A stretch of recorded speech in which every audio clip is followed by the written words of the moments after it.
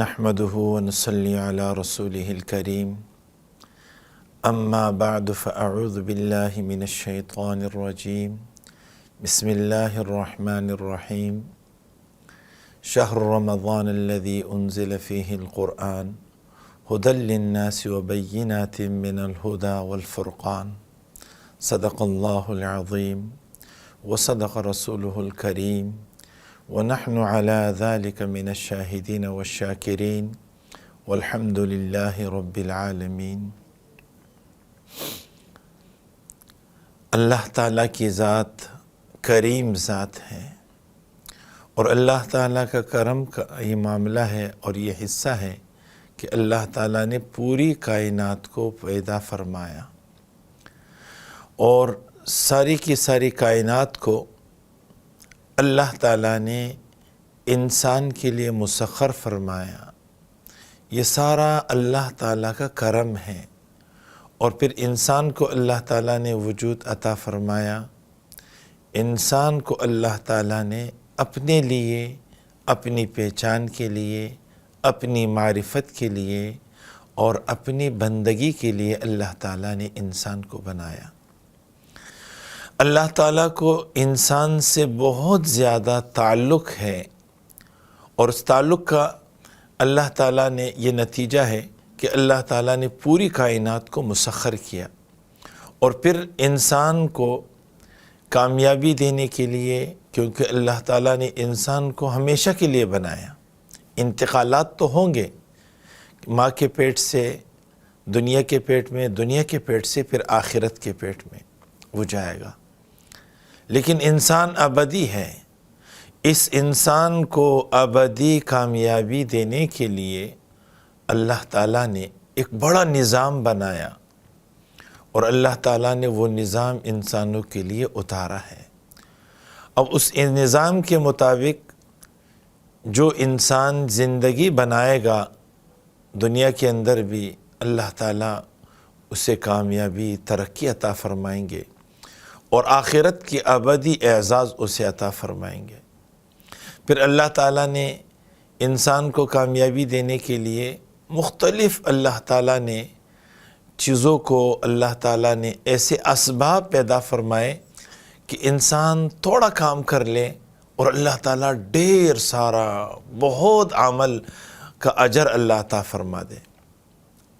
جیسے کچھ مکانات اللہ نے بنائے ہیں اور کچھ زمانے اللہ نے ایسے بنائے کہ تھوڑا کرنے پر اللہ تعالیٰ اپنا ڈھیر سارا تقرب دے دیتے ہیں۔ مثال کے طور پر گھر میں نماز پڑھنا ایک نماز، لیکن اسی نماز کو اگر حرم شریف میں پڑھا جائے تو 1,00,000 نمازوں کا اللہ اجر دیتے ہیں۔ یعنی 1,00,000 نمازوں پر جو قرب ملنا تھا وہ ایک نماز پر اللہ دیتے۔ اسی طرح زمانے اللہ نے بنائے، مثال کے طور پر اب رمضان المبارک آنے والا ہے اور یہ بہت بڑی نعمت ہے، اس کی کتنی قدر ہمیں کرنی چاہیے، ہمیں احساس نہیں ہے۔ ہاں، جن کے دلوں میں احساس تھا انہوں نے ان کی بڑی قدر کی۔ جب رجب کا مہینہ شروع ہوتا آپ علیہ السلام دعاؤں میں لگ جاتے، اللہم بارک لنا فی رجب و شعبان وبلغنا رمضان۔ اے اللہ ہمارے رجب میں کے مہینے میں اور شعبان کے مہینے میں اے اللہ برکت عطا فرما اور ہمیں اتنی زندگی عمر دے کہ ہمیں رمضان مل جائے، اس سال کا رمضان ہمیں مل جائے۔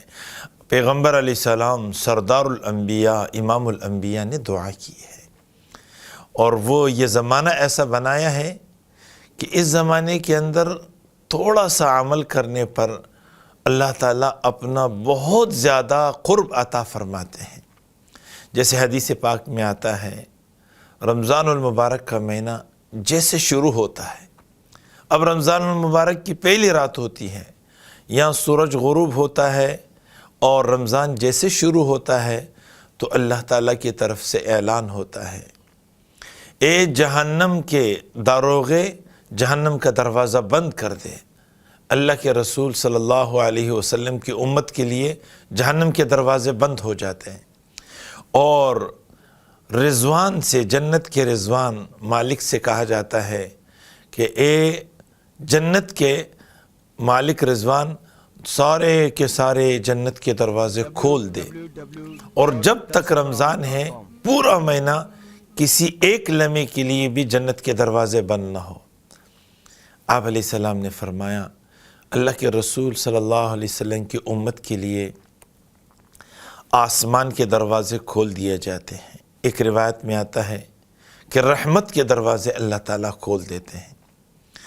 آپ علیہ السلام نے فرمایا کہ ہر شیطان پر اللہ تعالیٰ 7 فرشتوں کو مقرر فرما دیتے ہیں، مسلط فرما دیتے ہیں۔ جتنے شیاطین ہوتے ہیں سرکش، سب کو قید کر دیا جاتا ہے اور ان کو سمندر میں قید کر لیا جاتا ہے۔ کیوں؟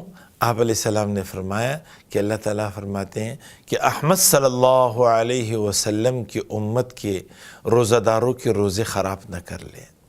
یہ اعزاز اور اکرام ایک حدیث پاک میں آتا ہے۔ یہ بڑا مبارک مہینہ ہے۔ آپ علیہ السلام کا فرمان ہے کہ پورا سال اول سے لے کر آخر تک رمضان المبارک کے لیے جنت کو آراستہ کیا جاتا ہے۔ رمضان مبارک کے لیے جنت کو خوبصورت بنایا جاتا ہے۔ آپ علیہ السلام نے فرمایا پھر جنت کے اندر ایک ہوا چلتی ہے، جنت کو دھونی دی جاتی ہے خوشبو کی، پھر جنت میں ایک ہوا چلتی ہے، اور ہوا ایسی ہوتی ہیں کہ سارے جنت کے درختوں کے پتے اور کیواڑوں کے حلقے بجنے لگ جاتے ہیں، اور ایسی خوشنما اور خوبصورت آواز پیدا ہوتی ہیں کہ کانوں نے ایسی خوبصورت آواز نہیں سنی۔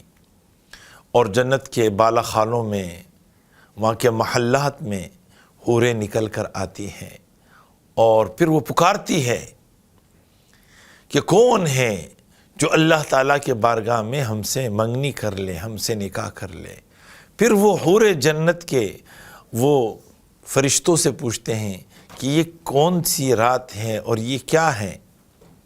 تو پھر بتایا جاتا ہے کہ یہ احمد صلی اللہ علیہ وسلم کی امت کا روزہ شروع ہو چکا ہے، یہ وہ روزہ کا مہینہ شروع ہو گیا۔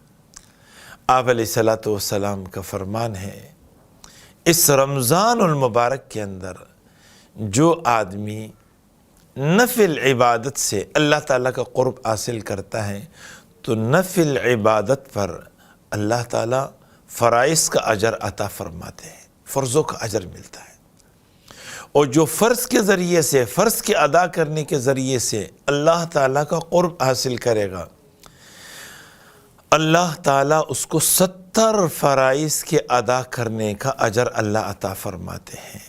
آپ علیہ السلام نے فرمایا یہ صبر کا مہینہ ہے، اس میں آدمی صبر کرتا ہے، اپنی خواہشات سے اپنے آپ کو روکتا ہے آدمی۔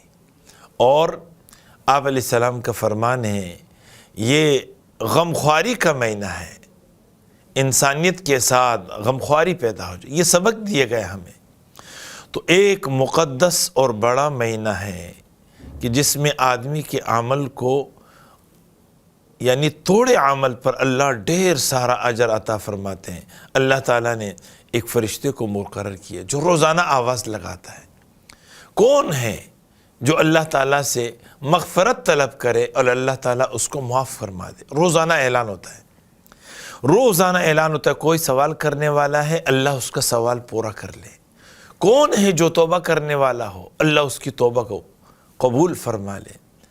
حدیث پاک میں آتا ہے اللہ تعالیٰ نے رمضان المبارک کے مہینے کے اندر اللہ تعالیٰ نے فرشتوں کو مقرر کیا جو اعلانات کرتے ہیں، یا باغی الخیر اقبل، اے خیر کے تلاش کرنے والے آگے بڑھو، آگے بڑھو رمضان کا مہینہ، یا باغی الشر، اے شر کے طلبگار رک جاؤ، اب گناہ کو چھوڑ دو۔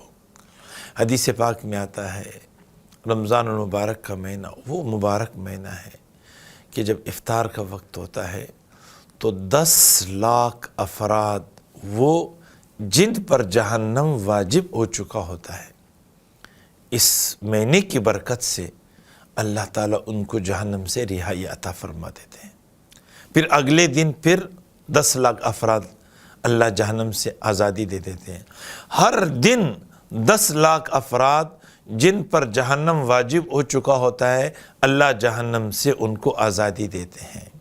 اور جب آخری دن رمضان کا آتا ہے اور آخری افطار کا وقت ہوتا ہے تو جتنا پورے مہینے کے اندر اللہ تعالیٰ نے جہنم سے آزادی لوگوں کو دی ہوتی ہے، اس آخری دن میں اتنا اللہ اور جہنم سے اللہ انسانوں کو آزاد فرما دیتے ہیں۔ یہ مہینہ اللہ تعالیٰ نے رسول پاک علیہ الصلاۃ والسلام کی برکت سے خصوصاً اس امت کو عطا فرمایا۔ اب اس مہینے کو خصوصاً جیسے کہ مسلمان کی تو 24 گھنٹے کی زندگی دین ہے، عبادت ہے، کھانا پینا سب، لیکن اس مہینے کے اندر اللہ تعالیٰ نے اصلاً جو عبادت ہے اللہ نے مطالبہ کیا کہ اس عبادت میں انسان لگ جائے۔ تو اس رمضان المبارک کے مہینے کو ان اعمال کے ساتھ جس سے اللہ کا قرب مل جائے، یہ 11 مہینے اللہ تعالیٰ نے انسان کو دیے، اپنا کاروبار اپنے معاملات کرو، ایک مہینہ خاص طور سے اللہ تعالیٰ نے اپنی بندگی کے لیے مخصوص فرمایا کہ یہ ایک مہینہ یہ میری بندگی اس میں کی جائے اور وہ عبادات کیے جائے جو خالص عبادت ہو، جیسے کتاب کا پڑھنا، مطالعہ کرنا، یا آدمی روزی کمانے کے لیے نکلتا ہے، یہ بھی بندگی ہے، یہ بھی عبادت ہے۔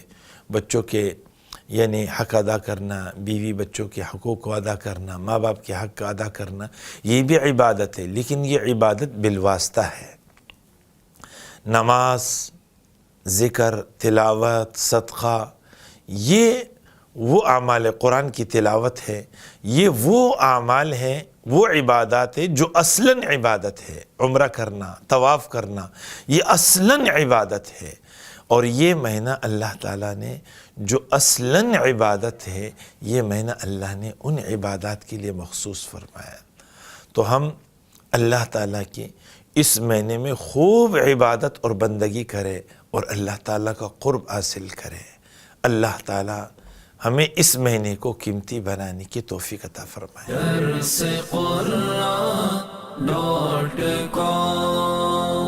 www.darsequran.com